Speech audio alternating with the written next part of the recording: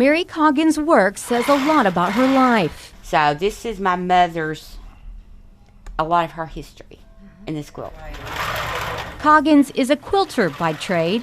Each piece of fabric is unique. These pieces are from the 40s back.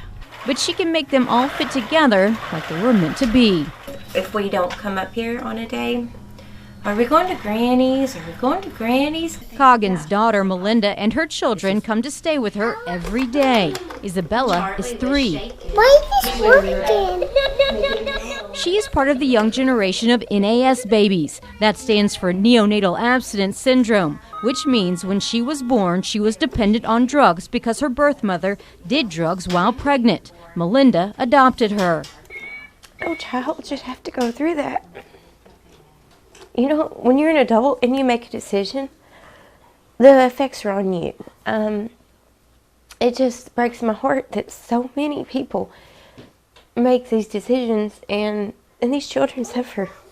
Melinda also adopted Grayson, who was at school during our visit. He was born with everything from marijuana to opioids in his system. The doctor said, I don't know how this kid's alive when he got the talk screen back. And there were days that the only thing I could do was sit in a warm shower, clothed, holding a baby, clothed, and just the water, that was all that would calm him down. They don't eat well, and they don't sleep well, and they're irritated, and they have diarrhea. Dr. Connie White with the Kentucky Cabinet for Health and Family Services. We have an epidemic of epidemics. We have opioid use disorder epidemic. We have hepatitis C epidemic.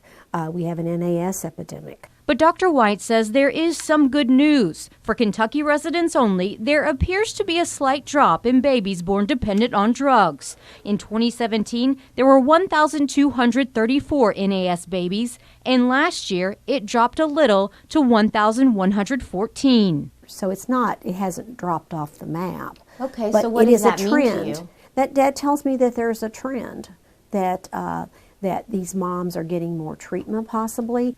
She advocates medically assisted treatment for mothers before delivery. It may not stop a baby's withdrawal, but she says it tends to make it much easier on the baby. There's no way to measure this. So you have to watch them over time, and you have to watch them over a long period of time. But every baby is different. Some take seconds after birth to show withdrawal signs. Others seem perfectly fine for a week before symptoms show up, similar to Grayson and Olivia. Both have reacted very differently to being born with NAS. She wants all these old little dot lines followed. But just like their grandmother's quilt, all the pieces are eventually coming together.